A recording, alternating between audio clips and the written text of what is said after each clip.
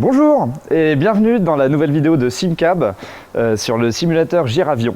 Donc cette vidéo sera principalement axée sur l'historique, le fonctionnement et les possibilités de ce simulateur qui est un ancien simulateur de la SNCF que nous avons pu récupérer et remettre en état avec d'autres modèles. Nous sommes en février 2017, ça fait maintenant 1 an que je suis conducteur de train au dépôt de Paris-Nord. La formation a duré également 1 an, donc ça fait 2 ans que je suis à la SNCF.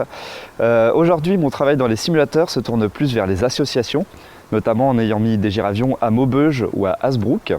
Prochainement, il est possible qu'il y en ait de nouveau un à la Cité du Train à Mulhouse. Je vous propose donc de commencer par découvrir ce magnifique système qui a déjà plus de 30 ans.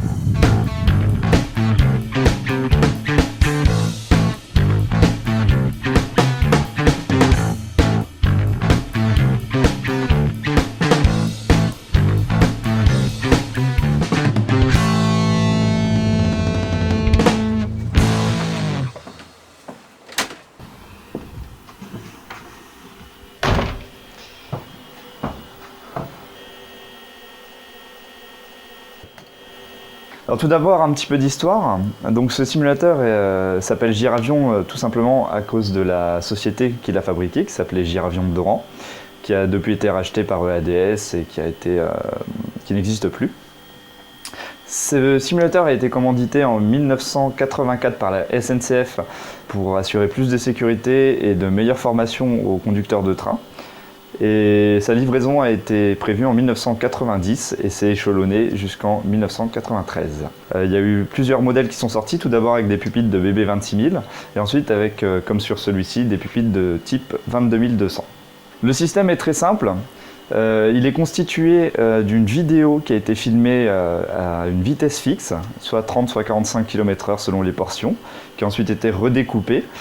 Et ensuite, de par le calcul du système, la vitesse affichée est simplement la vitesse de la vidéo, plus ou moins vite. Ensuite, par-dessus la signalisation, ont été incrustés des incrustations, des trucages vidéo, numériquement, afin de pouvoir modifier tout simplement l'état des signaux ou de rajouter des événements tels qu'une vache ou un pétard.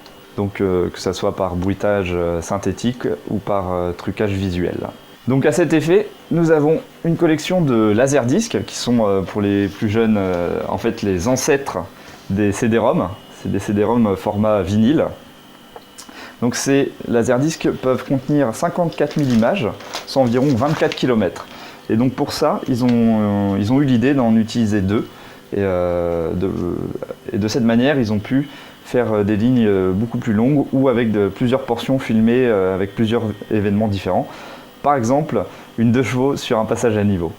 Ensuite, pour ce qui est du chargement numérique des lignes, nous avons des bonnes vieilles disquettes qui contiennent chacune les séquences et les informations dont l'ordinateur a besoin pour charger la ligne.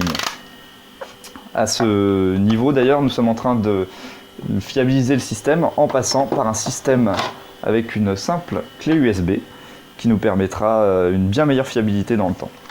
Donc on va partir de l'ordinateur, la tour centrale du système, qui récupère toutes les informations des différents éléments et qui renvoie et commande ces mêmes éléments. Donc il est relié via une digiboard, qui est une carte d'interfaçage de port série. Tout d'abord, nous avons 2 calculateurs ici présents. Un calculateur qui est dédié à la gestion pupitre, c'est-à-dire afficher toutes les informations sur le pupitre de manière correcte et recevoir les commandes. Gérer la vitesse du train et sa position sur la ligne, et il est en corrélation avec l'autre calculateur qui est un calculateur vidéo qui se charge de contrôler la vitesse des laserdiscs et leur position et ainsi de surincruster les trucages numériques ainsi que les bruitages sonores par le synthétiseur embarqué. Ce calculateur est relié à un petit boîtier situé sous le pupitre qui fait lui-même l'interface entre les signaux envoyés par le calculateur et le pupitre.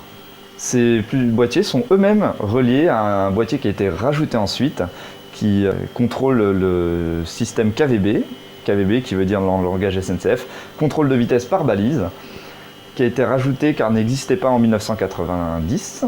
Il venait d'exister, donc ils l'ont ensuite rajouté. Et enfin, nous avons le boîtier radio sol train, qui permet, comme dans la vraie vie, de simuler une relation radio entre un conducteur et le régulateur ou un agent des postes ou un contrôleur. Nous avons ensuite deux petites télévisions embarquées qui nous affichent l'image vidéo de la ligne et l'image vidéo retransmise d'une caméra qui se situe dans le plafond qui permet de surveiller le stagiaire ou l'élève ou simplement la personne qui est venue découvrir le simulateur. Donc nous allons maintenant aborder la partie dédiée à la création de scénarios. Donc pour cela, hop, on chope la souris. Donc déjà, on a un catalogue qui nous est proposé, donc soit général, soit formation, qui propose divers scénarios qui ont déjà été écrits et qu'on peut rejouer à l'infini. On peut également sauvegarder nos propres scénarios. Donc nous, on va partir de zéro, on va prendre création, modification d'exercice. Et là, s'ouvre à nous un superbe menu qui va nous proposer toutes sortes de choses. Donc tout premièrement, l'itinéraire. Donc nous pouvons observer que sur chaque ligne, il y a plusieurs possibilités d'itinéraire. Possibilité 1, donc passer tout droit de Libourne jusqu'à Bordeaux pour cet itinéraire. Possibilité 2, passer tout droit, mais passer ensuite par le raccordement de Sainte-Eulalie, en évitant Bassins. Possibilité numéro 3, en passant en IPCS entre Sénon et Bordeaux. Possibilité numéro 4, en arrivant sur une queue de train qui a été filmée après la Grave. Possibilité numéro 5, en mettant une bâche sur la caténaire après le raccordement de la Grave. Possibilité numéro 6, une torche a été filmée, pareil au raccordement de la Grave. Il existe encore toujours deux possibilités en plus, les scénarios 7 et 8, qui reprennent souvent un des scénarios de base en ajoutant quelques petites particularités, comme par exemple l'ITCS ou la VUT. Pour ce scénario, nous allons choisir l'itinéraire 1. Ensuite, on peut donner un titre à l'exercice si on souhaite l'enregistrer. Ensuite, on va choisir la catégorie de son train, du haut-le-pied au V200, en passant par les MA100, ME120. Donc, haut-le-pied, c'est machine seule. MA100, c'est un train de marchandises. ME, train de messagerie. Et V, train de voyageurs. Pour cet exercice, nous allons choisir un TER 200. Ensuite, on peut choisir l'engin moteur. C'est une ancienne fonctionnalité, mais elle a été abrogée car elle était sans doute inutile. Ils avaient rajouté au départ deux boutons sur le pupitre de la locomotive qui permettaient de lancer ou d'arrêter le moteur diesel. Mais cette fonctionnalité a ensuite été enlevée quand ils sont passés des pupitres 26 000 au modèle 22 200. Et donc la possibilité d'utiliser cette fonction a été abrogée également. Le point de départ, nous allons partir de Libourne. Et ensuite la signalisation qui peut être modifiée à tout instant pendant la simulation ou à l'avance en choisissant des séquences programmées sur les signaux. Vient ensuite la possibilité de rajouter des événements comme des TIV, de chantier, des coupés courants, des anomalies de signalisation à l'infrastructure ou à l'engin moteur.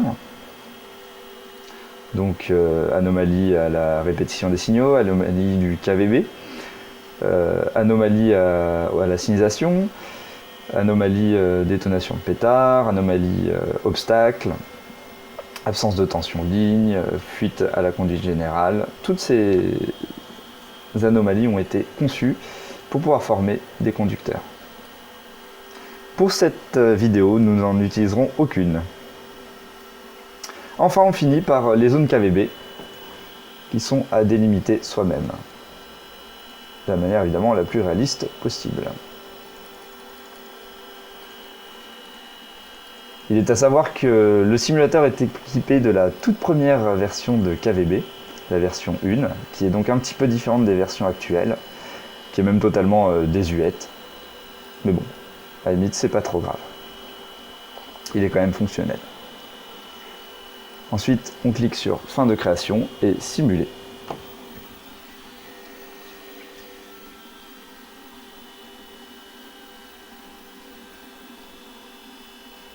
Avec le KVB. Et là, le chargement se lance. Donc pendant le chargement de la ligne, on va parler un petit peu des documents. Donc nous avons ici 5 rangements différents pour les 5 lignes proposées, donc Vénissieux-Bourgoin, Lens-Lille, Empalon-Saint-Verdun-Buré, Libourne-Bordeaux ou Metz-Novéan-Frémilly. Ces casiers contiennent tous les documents nécessaires pour la personne qui utilise le simulateur, à savoir une vision de la ligne, les renseignements techniques de l'époque et une petite étude de ligne. Se trouvent à côté les documents nécessaires pour l'animateur qui va pouvoir créer son propre scénario en reprenant toutes les indications qui sont reprises sur ce document. Un BC-Panto inopiné, les numéros des signaux, les possibilités du KVB. Dans d'autres rangements se trouvent les fiches train, les bulletins de freinage et les FLH qui sont éventuellement demandés par le scénario. Nous allons aborder la partie arrière du simulateur. Donc ici un boîtier basse tension que j'ai construit qui permet de simuler de manière basique diverses pannes par les disrupteurs ou par les interrupteurs commutateurs. Et ici un téléphone de voix ou de signal au choix qui est utilisé par la personne qui utilise le simulateur quand c'est nécessaire, par exemple pour aller se faire reconnaître devant un signal. Il n'est pas relié, mais voilà, il permet au moins de simuler cette fonction. Donc ici un petit tableau récapitulatif pour l'animateur fait maison, hein, avec les diverses compositions possibles, leur paramétrage KVB qui est déjà prédéterminé, et au-dessus les répétiteurs pour les participants qui à la base servaient dans une autre salle où se trouvaient tous les stagiaires qui étaient mis ensemble avec le formateur. Et donc il y avait 2 télés en plus supplémentaires, mais ici je les ai enlevés parce qu'il n'y avait pas besoin. Mais j'ai gardé les répétiteurs qui donnent donc la vitesse, la pression dans les freins et les visualisateurs du contrôle de vitesse. Et à gauche une petite partie rétro formation avec des anciennes cassettes de formation qui sont un petit peu collector, quelques films d'entreprise que je collectionne ou que j'échange avec la collection qui est entretenue à Maubeuge. Donc un petit retour rapide sur la partie animateur informatique pendant la simulation. Donc on a le tableau déroulant qui nous affiche tous les événements à venir ainsi que les signaux et les établissements. On a en direct la pression du frein, la vitesse, comme sur les répétiteurs élèves. On peut donner le départ par le bicou ou par le guidon de départ. Et on peut mettre en temps réel toutes les anomalies qui sont soit programmées à un endroit précis, auquel cas elles se mettront au prochain endroit précis, soit immédiatement, comme par exemple un bruit. Et il est également possible de modifier l'état du prochain signal, mais seulement celui-là. Le signal suivant n'est modifiable que lorsqu'on aura passé le prochain, ou alors il faudra le modifier à l'avance. On va maintenant se retrouver en cabine. Donc nous arrivons dans la cabine de conduite, où on peut s'installer. Voilà, c'est la reproduction quasiment exacte du coup, avec la façade d'une BB26000 et un pupitre de 22200, ce qui crée un peu un pupitre un petit peu étrange. Donc à la base il s'agissait de télé cathodique, de 2 modèles de 70 cm que j'ai donc évidemment enlevé parce qu'ils pesaient 45 kg et que c'était désuet, la qualité d'image était affreuse. Et j'ai mis à la place un bel écran LCD qui est beaucoup mieux. Et derrière, pour créer quand même un fond de décor, j'ai mis du carton plume noir et j'ai fermé avec des tissus de théâtre. Au niveau du pupitre, donc on va procéder aux diverses opérations réglementaires. Donc sur la gauche, tout ce qui concerne le frein, le freinage d'urgence, le freinage du train, de locomotive, les différents manomètres de pression du frein, le contrôle de vitesse, les témoins lumineux, l'horloge, l'indicateur de vitesse, la vitesse imposée qui permet de régler la vitesse maximale du train, c'est une aide à la conduite, les différents ampéramètres et le voltmètre de la tension ligne ou des ampéramètres de l'intensité envoyée au moteur, la radio Soltra, ancien modèle, le sélecteur de pantographe, le bouton d'acquittement, la boîte à levier qui gère le disjoncteur et les auxiliaires, et le cerclot qui permet de gérer la traction ou le freinage électrique, ainsi que le sifflet et les divers signaux d'alarme. On va donc mettre en service le poste.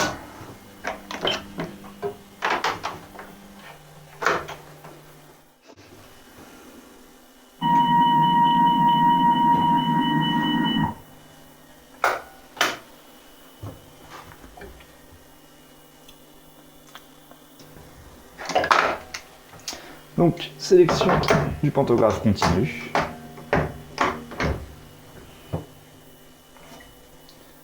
Tension ligne.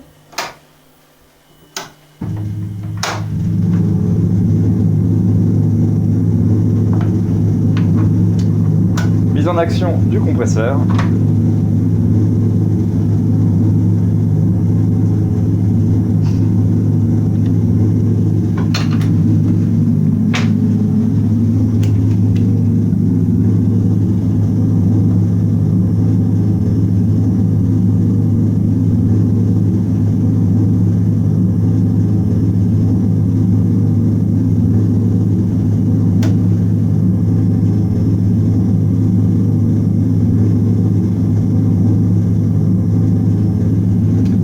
En action du frein.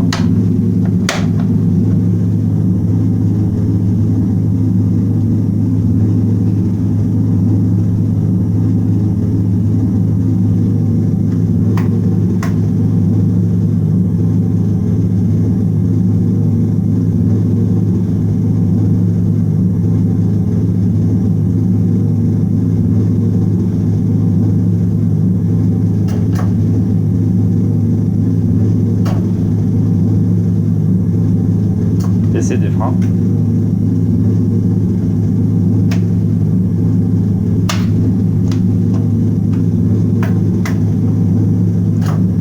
Mise en action du frein électro-pneumatique. Paramétrage du contrôle de vitesse.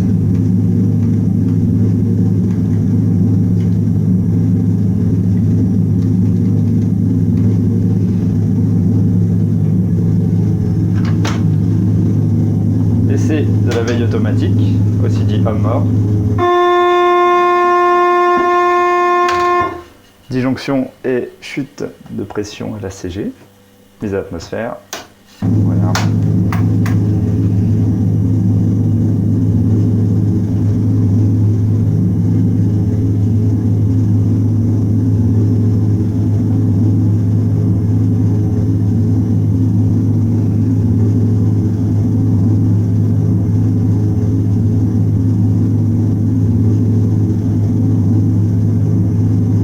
On va maintenant essayer le son CA, contrôle de maintien d'appui.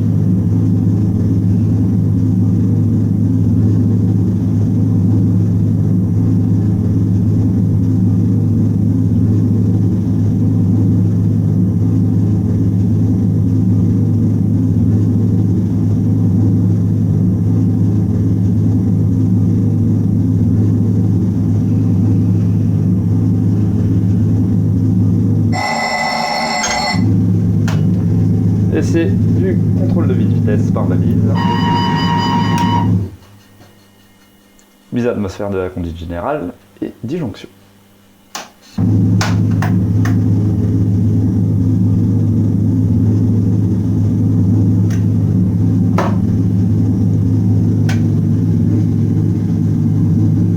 Mise en fonction la radio sur le train.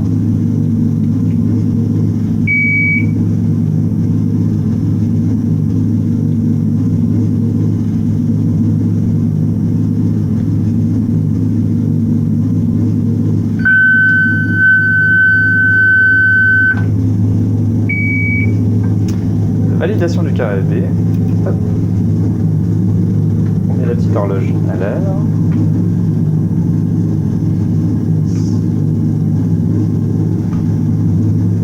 Et on attend l'autorisation de départ.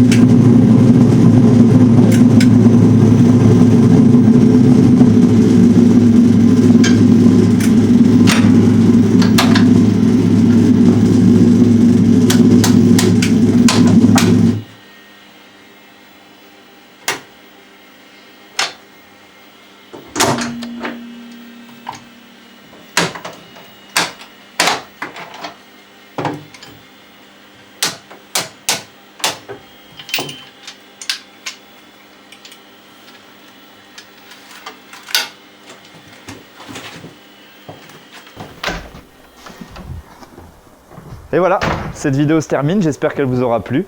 Merci à tous les gens qui ont participé à ce projet, qui l'ont rendu possible. Merci à la Cité du Train, merci à Philippe Delru de la direction Traction SNCF, merci à Romain Wagner qui travaille au Technicentre de Strasbourg et qui m'a grandement aidé pour ce projet, notamment au point de vue électronique. On lui doit une belle partie de ce projet. Voilà, j'espère que la vidéo vous aura plu. On essaiera de refaire quelques vidéos à l'avenir. Le métier de conducteur me prend beaucoup de temps, mais la passion est toujours là et je pense qu'elle n'est pas prête de partir. A plus!